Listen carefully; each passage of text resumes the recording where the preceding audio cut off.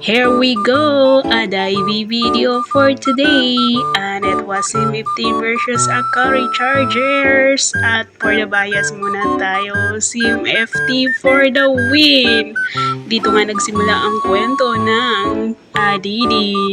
So, Dina for the look muna kay Adi Ibiang. Pero di ata siya napapansin ng Adi. Pero syempre, love niya yan eh. Kaya for the titig muna. O, diba? You are the apple of my eye.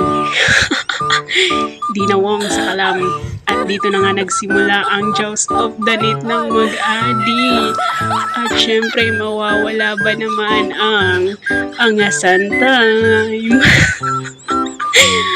Laro lang, walang personalan, pero iba din. Iba din ang isang Dina Wong. At dahil dyan, Dina, maghanda ka ng manuyo after the game. So, ito na nga. Dito na talaga ang final shake hands na hindi nagustuhan ni Dina. Magkabilang dulo ba naman sila pumwesto?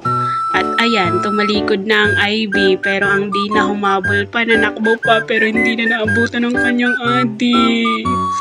Sad yan. Bumalik siya sa line pero nakatingin kay Adi kaso wala, di na siya napansin. At for the suyo na tayo, hanap na ang Adi, nasaan na, for the erap ang Ibiang, masama loob niyan. Yan na nga, picture daw muna Adi. O ayan, for the remembrance. O ayan, for the picture muna. Alba, for the picture. Smile. Hihirit pa sana ang Ibiang dito pero tiklop din naman pala sa kiss ng Adi, Dina. O diba? Close up pa natin. O, aangas ka pa Ibiang? Wala. Tiklop sa isang kiss ng Adi.